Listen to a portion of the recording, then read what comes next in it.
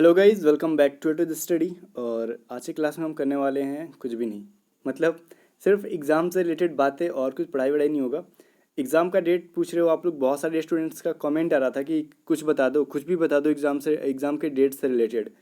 और जो भी आपके पास नॉलेज है, जो भी अब ये कुछ बोल रहे हैं कि एग्ज़ाम का डेट क्यों डिले हो रहा है, तो सबको पता है भाई क्यों डिले हो रहा है, कब होगा ये पूछ रहे हैं। और प्लस में ये बोल रहे हैं कि सेकंड वाले वैकेंसी का क्या होगा।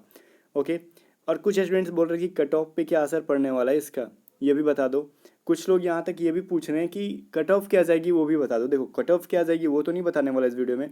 एग्ज़ाम का डेट से रिलेटेड कुछ अपडेट मैं बता रहा हूँ कि देखो, एग्ज़ाम का डेट का आप लोग जो भी इंतज़ार कर रहे हैं वो ख़त्म कर दो इंतज़ार। बिकॉज आपका डेट कोई नहीं जानता यहाँ तक, इवन मैं तो छोड़ो, जो एग्ज़ाम कंडक्ट कराते हैं, यहाँ तक कि जो एयरफोर्स का जो कंडक्ट कराने वाले, जो क्वेश्चन सेट करने वाले हैं, वो भी नहीं जानते कि उनका एग्ज़ाम आपका कब लेना है कब नहीं लेना है।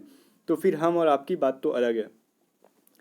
बिकॉज जब तक कि जो पेशेंट इसके बढ़ते जाएंगे कोविड-19 के, तब तक तो जाहिर सी बात है कि क्या हो रहा है, किसी ना किसी स्टेट में, किसी ना किसी डिस्ट्रिक्ट में, किसी स्टेट के लॉकडाउन होते जा रहा है। और उस कंडीशन में क्या होगा भाई, सिर्फ आपका तो एग्ज़ाम है नहीं, बाकी ऑल ओवर इंडिया में लेना है ना।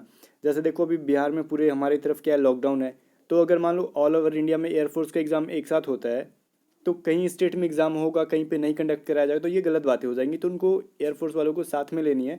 तो डेट का आप लोग वेट मत करो, मैं तो फाइनली बोलूँगा। बिकॉज ये डिले होते जा रहा है, कभी जून के फर्स्ट वीक, सेकेंड वीक, जुलाई के फर्स्ट वीक से सेकेंड वीक, ये डेट डिले होते जा रहा है। और कहाँ तक जाएगा इसका कोई नहीं बता सकता।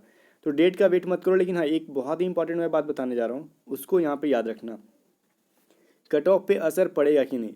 देखो, मैंने काफ़ी सोच विचार के इस चीज़ को मैंने देखा है। ऐसी मैं हवा में बात नहीं कर रहा हूँ, बिकॉज हवा में बात करना होता तो एयरफोर्स की साइट पे बहुत दिन अपडेट आता है, ठीक है। तो मैं उस पर चाहता तो बार बार वीडियो बना सकता था व्यूज़ पाने के लिए, ठीक है, आप समझ सकते हो।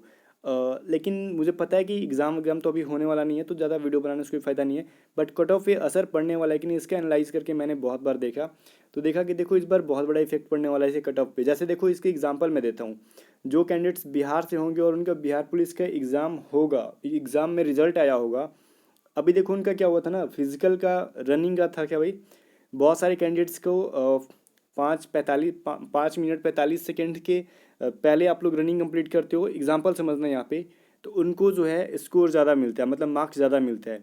तो उसमें क्या हुआ, स्टूडेंट्स बहुत ज़्यादा कम थे, ठीक है ना, वो उतनी कम टाइमिंग के अंदर रनिंग नहीं कर पा रहे थे। बट इसका जैसे ही एग्ज़ाम पोस्टपोन्ड हुआ, यहाँ पे ऐसे बहुत सारे स्टूडेंट ऐसे अपने आप को प्रिपेयर कर चुके हैं और कर भी लेंगे बहुत कम टाइम में, कि वो ज़्यादा से ज़्यादा क्या करेंगे, कम टाइम के अंदर रनिंग कंप्लीट करेंगे। वैसे ही आपका एयरफोर्स का एग्ज़ाम को भी अगर हम रिलेट करें उसके साथ, तो बिल्कुल सेम टू सेम वैसा ही है। जो आप सोच रहे हो कि हमारे एग्ज़ाम की प्रिपरेशन बहुत ज़्यादा अच्छी हो गई थी, खास करके उन लोगों के लिए कि बहुत अच्छे होने के अहंकार में मत रहना कि मेरी प्रिपरेशन बहुत ज़्यादा अच्छी है। बिकॉज़ यहाँ पे कुछ ऐसे प्लेयर्स भी निकल के आने वाले हैं जो कि लॉकडाउन से पहले तक उनका प्रिपरेशन बिल्कुल भी नहीं था, बट लॉकडाउन में बैठे बैठे उनके पेरेंट्स उन पे दबाव दे देखिए उनका प्रिपरेशन करा रहे हैं, जो कि मुझे देखने को भी मिल रहा है, ठीक है ना। और वो लोग मेरे जानकारी में जो ऐसे एक दो स्टूडेंट्स हैं जिनकी प्रिपरेशन बहुत ही ख़राब थी, और मैं देख रहा हूँ कि अभी अच्छा खासा स्कोर कर रहे हैं, और मैं उनको गाइड भी करता हूँ कभी कभार क्या करना चाहिए क्या नहीं करना चाहिए। और वो लोग मॉक टेस्ट में, देखो वाई ग्रुप के स्टूडेंट है दोनों, हमेशा मॉक टेस्ट में जो होता है अच्छा खासा स्कोर कर रहे हैं, मतलब वो सेलेक्ट होने लायक कर रहे हैं। अब एग्ज़ाम में क्या होता है क्या नहीं, मैं किसी एक स्टूडेंट का एग्जाम्पल नहीं बता रहा हूँ, सभी के लिए बता रहा हूँ। अगर आपकी प्रिपरेशन कितनी भी अच्छी हो गई हो, ऑनलाइन मॉक टेस्ट में कितना भी मार्क्स अच्छा रहा हो, तो भी आपको वहाँ पे रेस्ट नहीं लेना है एक दो दिन का, कि चलो मेरे मार्क्स आ रहे हैं, एक दो दिन घूम लेते हैं। मतलब लॉकडाउन में तो कोई घूम नहीं रहा है, मस्ती कर लेते हैं, टाइम पास कर लेते हैं। तो ये काम मत करना, बिकॉज इसका कट ऑफ पे बहुत बड़ा असर पड़ने वाला है, क्योंकि आपका कंपटीशन थोड़ा हाई होने वाला है, ठीक है। यहाँ पे कंपटीशन हाई होगा, ये तो 100% है इस बार। बिकॉज जो भी नए प्लेयर्स थे फर्स्ट टाइम अप्लाई करने वाले, वो उसमें से मोस्ट ऑफ द स्टूडेंट्स दोगुना एनर्जी के साथ, दो गुना एनर्जी के साथ प्रिपरेशन में लग चुके हैं। कुछ एक्सेप्शनल स्टूडेंट को छोड़ दिया जाए तो जो अच्छे स्टूडेंट, ऐसे मैंने देखता हूँ कभी कभार कि वो लोग लॉकडाउन, मतलब एग्ज़ाम पोस्टपोन होने से, डिले होने से थोड़ा सा कॉन्फिडेंस गिरा देते हैं अपना, और प्रिपरेशन पे फोकस ज़्यादा नहीं करते हैं। इस वीडियो में कहने का मतलब पूरा पर्पस मेरा यही था कि आप लोग एग्ज़ाम डेट को डिले होने से, अगर आपका प्रिपरेशन शुरू से बहुत ज़्यादा अच्छा रहा है, तो कॉन्फिडेंस लेवल को गिरने मत देना, ठीक है ना। नहीं तो इस बार चूक गए ना, तो फिर आगे जाके बहुत प्रॉब्लम होने वाला है। मे बी इसकी वैकेंसीज पे भी इफेक्ट पड़ने वाला है, तो समझ लो लॉकडाउन के बाद। तो हो सके कि आप एयरफोर्स नेवी की प्रिपरेशन सिर्फ एयरफोर्स नेवी की कर रहे हो तो आपकी वैकेंसी टाइम टू टाइम आएगी, बट जो स्टूडेंट जिनका लास्ट टाइम होगा, जो क्विट करना चाहेंगे, इस बार करना क्या चाहेंगे, मजबूरी में होगा उनका, जो इसका लास्ट टाइम होगा, वो खास करके ध्यान दें, इस बार हाथ से इस मौका को जाने मत देना, बिकॉज अदर सेक्टर में वैकेंसीज बहुत ज़्यादा कम आएगी या फिर इवन नहीं भी आएगी, इतना भी समझ लो।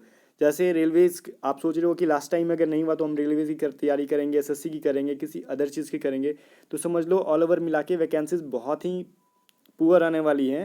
अगर हम डिफेंस को छोड़ दे तो डिफेंस की नीड है, डिफेंस की वैकेंसीज आती रहेगी। डिफेंस क्यों होगा, बिकॉज देश को चलाने के लिए डिफेंस की वैकेंसीज बहुत ज़्यादा मतलब मैं बोलूँ कि वो तो चाहिए ही चाहिए, आपको भी पता है। बिकॉज आपको बॉर्डर पे हमारे जो सैनिक हैं वो हमेशा क्या हो रहे भाई, उनको अलर्ट रखने के लिए इस चीज़ को करना ज़रूरी है, तो वो वैकेंसीज आते रहेंगे, थोड़ी बहुत जो भी हैं वो आते रहेंगे। तो अगर आप डिफेंस की आपकी एज ख़त्म होने वाली है तो एक चीज़ ध्यान देना कि आपका जो है फिर तो रास्ता बंद हो जाएगा एक तरीके से कहो, बिकॉज आपने देखा होगा कि बहुत सारी वैकेंसीज को कैंसिल भी की जा रही है। सो गाइज यहाँ पे इंपॉर्टेंट टॉपिक के बारे में बात कर लें कि कौन कौन सी टॉपिक्स अगर अभी तक आपका पूरा नहीं हुआ है तो कर लेना चाहिए।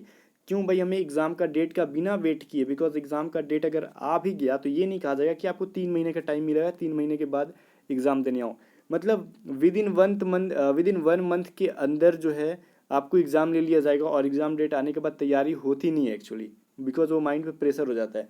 कुछ इंपॉर्टेंट से टॉपिक्स थे जिनका मैं जिक्र करूंगा। अगर आप वाई ग्रुप के हो तो, अगर एक्स ग्रुप के हो तो मैं इंग्लिश के लिए कुछ टॉपिक्स बता दूंगा, बट फर्स्ट मैं आपको वाई ग्रुप के रगा के लिए कुछ इंपॉर्टेंट टॉपिक्स बताना चाहूँगा, ठीक है ना।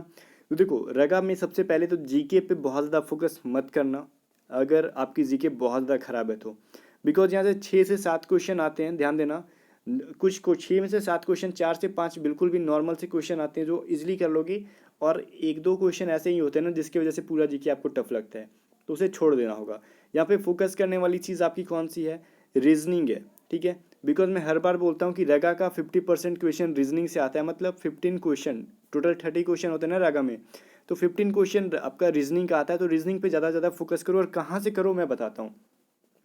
इसको भी 2 पार्ट में चेंज बांटा गया है ना, डिवाइडेड है, एक वर्बल है एक नॉन वर्बल है। तो देखो वर्बल के लिए आपको 2 चीज़ें ध्यान देनी होगी।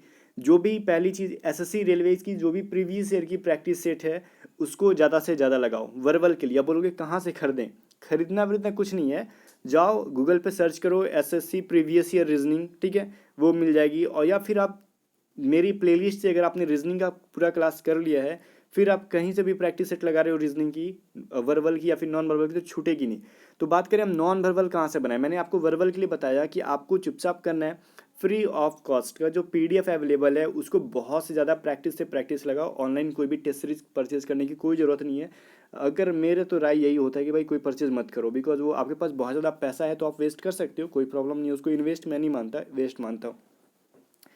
और एक चीज़ ध्यान दो, यहाँ पे ही मैं बोलूँ वर्बल के लिए तो ठीक है भाई, नॉन वर्बल जो क्वेश्चन आपको बहुत ज़्यादा क्वेश्चन अटकते हैं, 5 क्वेश्चन आते हैं तो ये अटक जाते हैं कुछ स्टूडेंट्स के लिए, तो इसके लिए एक बुक मैं प्रेफर करूँगा, ठीक है ना। देखो एस चंद का जो बुक आता है, या फिर आप ये जो होता है ना R S Agarwal, R S Agarwal का रीजनिंग का बुक आता है, ठीक है ना, या फिर आप अरिहंत का ले लो, ठीक है। इसमें से कुछ भी ले लो, आर एस अग्रवाल का बहुत मतलब हर जगह नहीं मिल पाता है। आर एस अग्रवाल आप लोग सोच रहे होगे सिर्फ मैथ आता है, तो ऐसा नहीं है, रीजनिंग भी आता है, बट आप उसमें अरिहंत का ले लो, या फिर कोई भी जो आपके एरिया में नॉन वर्बल का मिल रहा है, ठीक है ना, वो जाके प्रैक्टिस सेट लो और उसको लगाओ। और उसको बनाने से पहले मेरी नॉन वर्बल की क्लासेस को एक बार 2020 के लिए जो मैंने पढ़ाया था वो देख लेना, बिकॉज उससे इजी हो जाएगा आपको क्वेश्चन बनाने के लिए, ठीक है ना। तो ये रहा रगा का सेक्शन, जो कि आप रगा में 15 में से 15 मार्क्स ला सकते हो विद इन फ्यू मिनट्स। मैं बोलूँ कम टाइम के अंदर आप 15 मार्क्स इजीली गेन कर सकते हो। रहा मैथ का लोचा, तो मैथ में देखो बहुत ज़्यादा टेंशन मत लो, 6 से 7 क्वेश्चन आते हैं इसमें भी, ओके।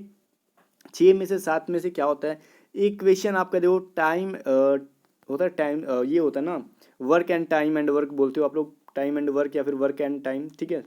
तो इससे एक क्वेश्चन आता ही है, बेसिक सा क्वेश्चन, ठीक है, बहुत ज़्यादा टफ लेवल का नहीं।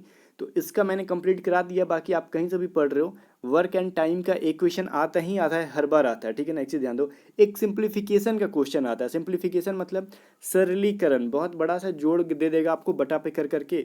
तो कोशिश करना है कैलकुलेशन आपका इस लॉकडाउन में जो टाइम वेस्ट करते हो यूट्यूब पे वीडियोस देखे फालतू की, मान लो मैं हर स्टूडेंट को नहीं बोल रहा हूँ, जो करती है उनके लिए, या फिर गेम खेलकर, तो उसकी जगह कैलकुलेशन बहुत स्ट्रॉन्ग करो। सिंप्लीफिकेशन का क्वेश्चन, एक क्वेश्चन है, कम से कम 2-3 क्वेश्चन को आपको छुड़वा देता है, ठीक है। तो क्वेश्चन रीजनिंग मतलब मैं बोलूँ सिंप्लीफिकेशन की क्वेश्चन जो है ना, एटलीस्ट दिन में 10 कम से कम किया करो, ज़्यादा नहीं, 10 क्वेश्चन डेली किया करो, उससे आपका कैलकुलेशन स्ट्रांग होगा, ठीक है। इसके अलावा परसेंटेज, एवरेज, और मैं ये बोलूँ परसेंटेज, एवरेज और रेशियो, ये तीनों चैप्टर को मिला के 2 क्वेश्चन तो देते ही देते हैं, बात समझ में आ गया। और ये परसेंटेज, एवरेज और रेशियो, ठीक है, ये 3 चैप्टर जिसका स्ट्रांग होगा, तो मैं बोलता हूँ कि अरिथमेटिक पे उसका पूरा कमांड हो गया, बिकॉज यही 3 चैप्टर से ही ना बहुत ज़्यादा क्वेश्चन अरिथमेटिक का देता है। और इसके अलावा ना ये देता है आपको बेसिक सा क्वेश्चन आपको दे देगा, एक ट्रिगो का दे देगा, या फिर आपको मेंसुरेशन से क्वेश्चन देगा, जो कि मैंने मैथ का कंप्लीट करा लिया, बस यही सारा चीज़ है। अब ये कुछ कैंडिडेट्स पूछते हैं कि मैथ कहाँ से पढ़े, तो मैंने जो जो चैप्टर बताया एटलीस्ट उतना कर लो, क्योंकि मैथ का चैप्टर तो बहुत ज़्यादा है, जाहिर सी बात आपको भी पता होगी, तो एटलीस्ट इतना चैप्टर को कंप्लीट कर लो, ठीक है। और जीके के लिए बहुत ज़्यादा टफ मत लो, करंट अफेयर के लिए तो टेंशन ही मत लो। आप डेली जो भी चैनल से करंट अफेयर देखते हो देखते रहो, बहुत ज़्यादा प्रेशर नहीं लेना है, बना तो बना, नहीं तो छोड़ भी सकते हो आप इसको। ज़बरदस्ती मत करना कि नहीं भी पता है तो आंसर करेंगे एग्जाम में, ठीक है ना। जी की लूसेंट बुक पढ़ते हो या फिर कहीं से भी पढ़ते हो, नॉर्मली उसको रिवीजन करते रहना, ठीक है, रटना नहीं है, रिवीजन करते रहना, अपने दोस्तों से पूछते रहो, ये करते रहो, याद हो जाता है, ठीक है। बाकी हम करें इंग्लिश के लिए क्या करने वाले हैं, एक्स ग्रुप के हो या फिर वाई ग्रुप के लिए हो, तो इंग्लिश एक चीज़ पे डिपेंडेंट है भाई, प्रैक्टिस, जैसे कि मैथ है, तो इंग्लिश की प्रैक्टिस कैसे अगर होगी, मैंने आपको हर बार बताया था, मैं प्रीफर करता हूँ केडी पब्लिकेशन बुक, एटलीस्ट एक बार उसको पढ़ो, या फिर जो लूसेंट पढ़ रहे हैं, लूसेंट इंग्लिश, वो भी पढ़ते रहो, ठीक है। और एक ही बुक को अच्छा होगा कि 5 बार पढ़ लेना, 5 बुक को अलग अलग, एक मतलब एक एक बार पढ़ने से अच्छा है। आप लूसेंट पढ़ रहे हो तो लूसेंट को ही एटलीस्ट 4 से 5 बार पढ़ लो अच्छे से। और प्रैक्टिस सेट की जो मैंने आपको PDF दी हैं 875 के आसपास, उसमें कॉमन ईरर है, मैं कोशिश करूंगा कि आपको चैप्टर वाइज करवा दूं, बट ये गारंटी नहीं रहा हूँ कि 875 क्वेश्चन करवा ही दूंगा, ठीक है। लेकिन एक चीज़ यहाँ पे बताना कि जिसका भी कॉमन ईरर वीक है तो वो PDF डाउनलोड कर लो, टेलीग्राम चैनल पे है, वहाँ से आप लोग पढ़ो। और ये मैं बोलूँगा पैसेज मैंने करने का तरीका बताया, इंग्लिश के मॉक टेस्ट में पैसेज कराता हूँ, वो सब करते रहो, ईजिली हो जाएगा, सभी का लिंक मैं डिस्क्रिप्शन में दे दूंगा। और हाँ, एक चीज़ बताओ आपको, पहले मैं मैथ की क्लासेस शुरू से कराऊं या फिर रीजनिंग की क्लासेस शुरू से कराऊं, अब मैं सोच रहा हूँ कि फिर से स्टार्ट कर दूं, बट आपको जो भी चैप्टर या फिर जो भी सब्जेक्ट का कमेंट सबसे ज़्यादा आएगा उस सब्जेक्ट को मैं स्टार्ट करने वाला हूँ, ठीक है। जो मैथ का कमेंट आता है कि सर मैथ कराओ बहुत ज़्यादा वीक है, या फिर रीजनिंग जिसका वीक है, तो मैं एक एक सब्जेक्ट को चूज़ करूँगा, बिकॉज मैं एक दिन में 3 से 4 वीडियोज़ नहीं दे सकता। सो या तो अगर आप मैथ बोलती हो तो मैं मैथ की क्लासेस स्टार्ट करूँगा, अगर आप रीजनिंग बोलते हो तो मैं रीजनिंग क्लासेस स्टार्ट करूँगा। सो कमेंट करके बताना है आपको हर स्टूडेंट को कि पहले कौन से सब्जेक्ट को स्टार्ट किया जाए, ओके। सो मुझे उम्मीद है कि आपका जो भी आप मुझसे सुनना चाहते हो, जो भी मेरे रेगुलर स्टूडेंट हैं, कि एग्ज़ाम का डेट के बारे में मेरी क्या राय है, मेरी ओपिनियन क्या है, तो मैंने आपको बता दिया, और इंपॉर्टेंट टॉपिक भी। और एक चीज़ याद रखना, कट ऑफ पे असर पड़ेगा ही पड़ेगा अगर आप इस बार थोड़ा सा भी खिलवाड़ कर जाते हो एग्ज़ाम से, तो ठीक है। तो लगे रहो, बीच में छोड़ना नहीं है, बिकॉज छोड़ने से बहुत ज़्यादा लॉस होगा, बिकॉज पीछे से बहुत सारे स्टूडेंट ऐसे आ रहे हैं जो आपको धकेल के पीछे कर देंगे, तो वैसे स्टूडेंट्स को आगे मत निकलने देना।